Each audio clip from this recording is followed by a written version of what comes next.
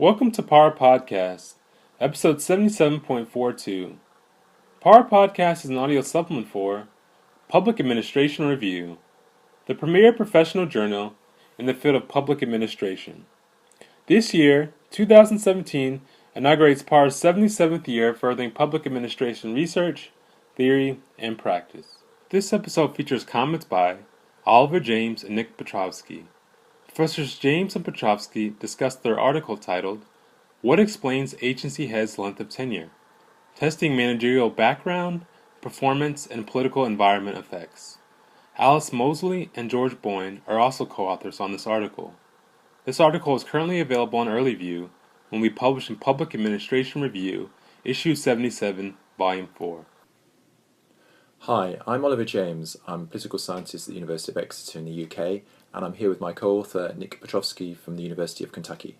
Hi Ollie, happy to visit you in beautiful southwest of England. Thanks.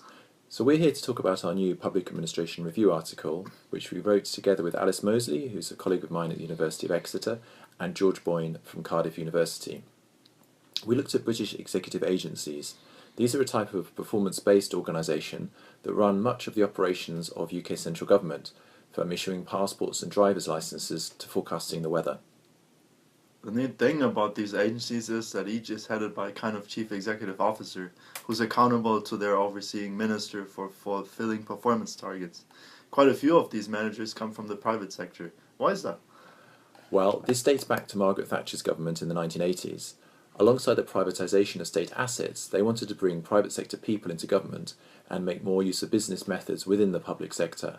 Subsequent governments have kept this reform going, and several other parliamentary systems in particular have changed their operations in an attempt to make them in some way more business-like by using executive agencies.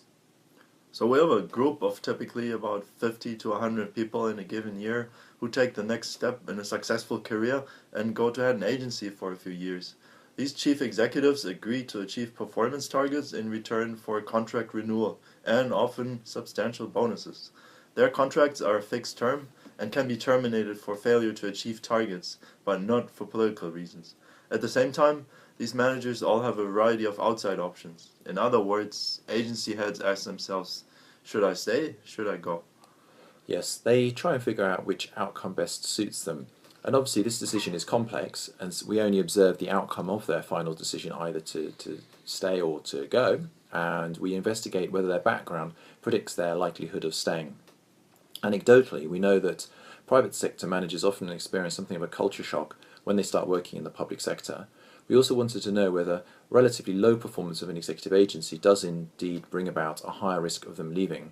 Our findings, which are discussed in the paper at much greater length, are that the heads of agencies that perform relatively poorly compared to other agencies are more likely to retire than other agency heads. And while the textbook view of British government does not expect any influence of change in the political party controlling government, we wanted to see whether this is true for agency heads.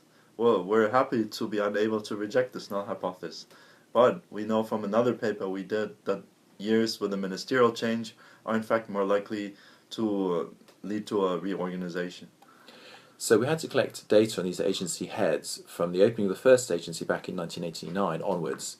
Moseley went through a lot of archival and even forms of detective work to find this data, and we now have the data on all executive agencies and their heads. Our main sources were the civil service yearbooks, but that wasn't enough, and it was quite surprising to us how few records exist about some of the agencies that were closed only a few years ago. So with phone calls and visits, we managed to delve into the official records and were able to fill these gaps.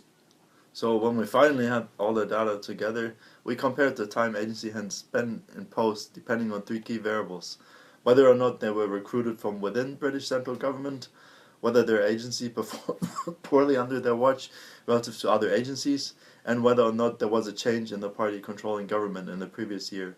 And of course, some controls such as how old these agency heads were. And we considered the different routes that they can exit an agency: to another post in the public sector, to a private sector or non-profit position, or into formal retirement. If you want to find out more about our findings, we encourage you to look at our article. Thank you very much for listening. This concludes Power Podcast, episode 77.42. To listen to additional episodes and learn more about Public Administration Review, please visit us online at publicadministrationreview.org. You can also find us on Facebook and Twitter at PA Review. Thanks for listening.